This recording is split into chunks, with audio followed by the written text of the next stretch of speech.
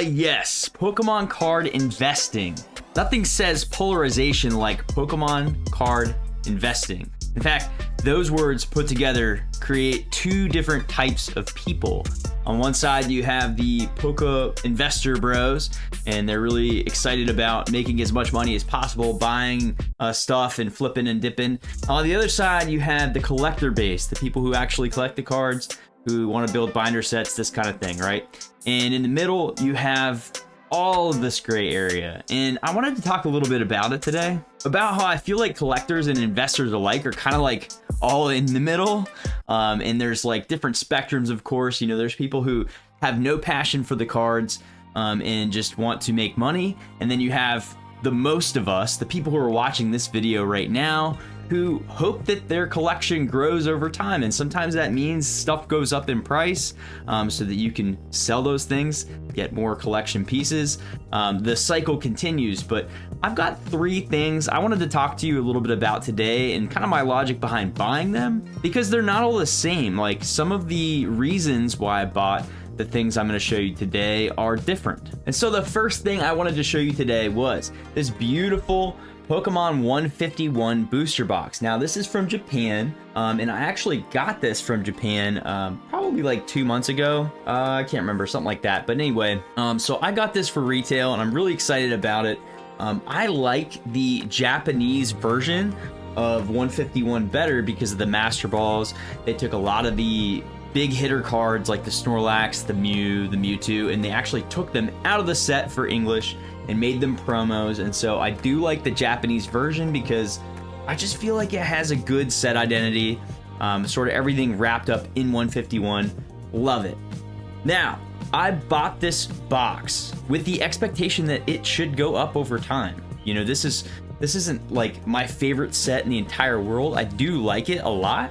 And it's a great collection piece. It looks great on a shelf. But I didn't just buy this for collection purposes.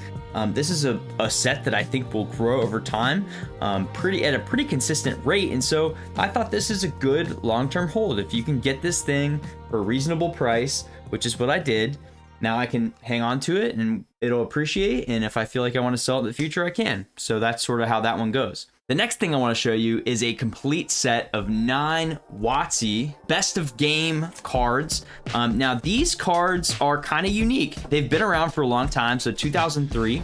Okay, so 2003, they're winner stamped, so you can see that there's a winner stamp on the side. And what's fascinating about these is they haven't really grown too much. I mean, the PSA 10s go a little bit crazy, but I got a full 9 set here. You know, they're just PSA 9s. Like, they're not going to go absolutely massively crazy in a short amount of time unless there's some kind of hype or whatever around them, because they're pretty readily available. You can find them on eBay pretty easily.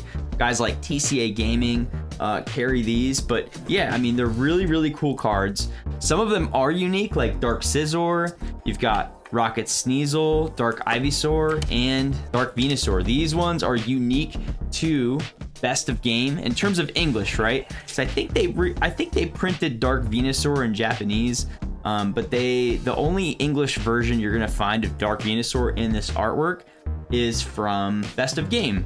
So these are really cool. They're winner stamped. They were handed out to winners of a tournament, a specific tournament at the end of the Wizards of the Coast era when they were losing their license. They're a cool long-term hold, but I'm not holding these cards to sell them. Like, they're not gonna appreciate at an insane clip because there's just a lot of them out there, but they're super cool. They're a super cool collection piece, and I love them. And if I did have to sell them, then I would sell them, but I'm not buying these to hold them as an investment necessarily. They're more of a collectible. They're a little different from the 151 in that this is one where you kind of have to prioritize something like this if you do want it in your collection, because eventually it gets kind of out of reach. So anyway, there's kind of the differences between those two separate things, right? Now, the third thing I'm going to show you is a little bit different as well. And this is also kind of in line with the more collector side of things, although these have kind of done crazy things over the past couple of years. But this is a sealed copy of Pokemon White 2. This is one of my favorite Pokemon games of all time. I remember playing this back in 2012, And I don't have my old copy of this game, and I wanted a sealed one. So I reached out to somebody on eBay, and they were willing to part with this for a pretty good deal. I think I paid under $300 for this, and these were actually going for much more last year. Sealed games have come down considerably, and so in my opinion, this is another thing where it's a good buying opportunity right now. If you can get these games around, between $200 and $300, they're 10 years old. They're not like super young anymore, and it kind of depends like how minty of a version you can find. On the DS stuff, I'm not planning to grade any of them. The Game Boy stuff, I like having them graded, but because they're in cardboard boxes, and it's just, I don't know, I just like grading them. With the DS stuff, if you can get them sealed, just get a nice acrylic case, throw them in there, put them on a shelf. It's great. There's no, you don't have to do anything crazy with these. But I feel like, if you can get game like this, any of the black and white stuff for between, $200 and $300, I think you're doing pretty good. Because, yeah, these are going to get harder to find over time, but they're not going to boom, boom, boom, boom like crazy, because there's just a lot of them out there. So again, this is a piece that I hope appreciates. I hope I don't lose money on this, right? But if I do, it's okay, because it's something that I really care about, something that I want. So that kind of brings me to the final conclusion, which is you hope your collection appreciates over time.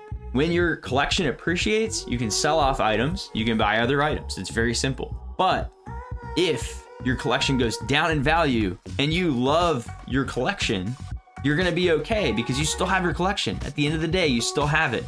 And if you're not leveraging to buy these things via credit cards, all that crap, like pay cash for your Pokemon stuff, it really makes a huge difference.